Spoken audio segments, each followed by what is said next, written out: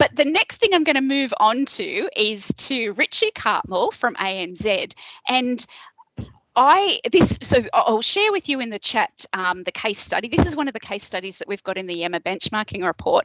And one of the things I loved about this, especially for this time of year, is it was, Richie, I hope I'm not giving it too much away here, but this was from started in their Philippines Yammer community. And it was really a way to get people engaged and to boost a bit of morale, especially they were having very long lockdowns in the Philippines as well. No one was going into the office. And the reason I love this story is I really think it's a simple takeaway that any one of you could do on your Yammer network today. So, Richie, I'm going to hand over to you. And can you explain just how it worked for you guys? Sure. Yeah, no worries at all. So thank you for listening, everyone, again. Sorry you have to hear me again. But this campaign was launched earlier in the year. So I guess just to give you a little bit of background, we have hubs kind of across 32 markets across the globe, and our Philippines office has a community called Connecting Philippines, and that was set up to connect people irrespective of the division or business unit that they fell into. It was really designed to bring people together that have something in common, and again, rather than a community set up because of business hierarchy, it was just set up because they had something in common that were located in the Philippines. So it was to bring people together, and that was set up when we kind of first launched our network. So when the pandemic first hit, going back to 2020, the community and many of our communities became super active, as did the rest of our network, because again, naturally that activity jumped over to Yammer because people couldn't do the things they would normally do in the office. But after a longer period of time with the harsh lockdowns, the restrictions, activity did drop off. So there were certain squads set up over in the Manila Service Centre. One of them was the Wellness Squad, and they asked their leaders and colleagues what help they needed and what they could do to support the teams and the peers in what was a difficult time. Based on the feedback that came from the leaders and people, they set up a user story, which was, as an individual, I want to be able to better support my own and others' well-being by having access to resources and activities that will help me apply wellness in my everyday life. So that's what they were kind of working on. And they came upon this external campaign called the Resilience Project. I'd recommend Googling it. It's been very popular on our network in general, but the squad looked at that and said, okay, what can we do for Yammer? And they decided to run the Thankful Everyday and Gratitude campaign. And it was running from April to July as kind of the main campaign period.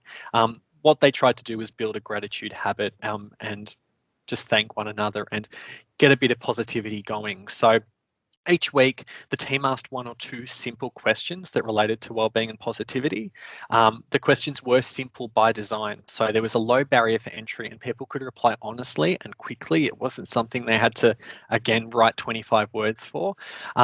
It was also designed to help leaders that were maybe not that comfortable sharing as much about themselves, get to know their teams a little bit more. And especially, I mean, hiring and people leaving and coming to the bank has continued to happen throughout COVID. And if you haven't been able to meet your new manager in person, it might be a little hard to establish a relationship. So this also helped people kind of bring out a little bit of their personalities. So you can see there's a question here. I think there's 2 more slides with a few more questions, but it was asking things like, what's your favorite holiday and why?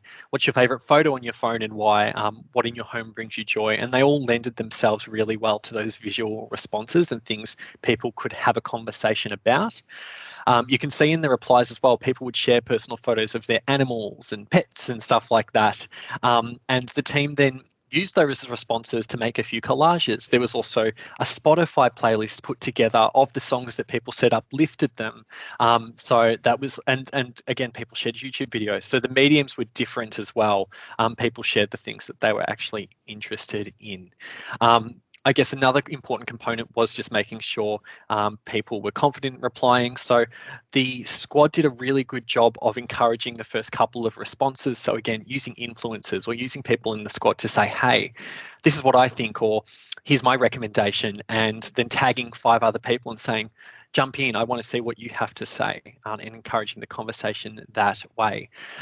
They ended up sending out this gratitude journal. Sorry for the weird cropping on the screenshot that I did there, but they actually ended up sending out physical gratitude journals to everyone as well, to actually write down what they were grateful for, physically record some of these questions, and then they could maybe reflect on the year that they've had and build some resilience. But When we looked at the data as well, we kind of wanted to measure, okay, how successful was it? So you can see we looked at how many interactive members and non-members there were in the community, but also sentiment by time. When the campaign started in April or mid-March, April, there was an increase in the overall positivity and strong positivity of the conversation, just kind of demonstrating that, yes, there are some negative sentiment words that are always going to be in there, but it became even more overwhelmingly positive. And the two-way relationship strengthened as well. So our average for the enterprise was 26%. They're now up at 31%. So they really did build the relationships like we wanted them to, like the Wellness Squad wanted them to. And again, it was one of the most fabulous campaigns. I wasn't involved. They did an amazing job, and I'm just happy to be able to talk about it and say that it was really one of the campaigns that spread across the network and everyone saw and said it was fabulous. So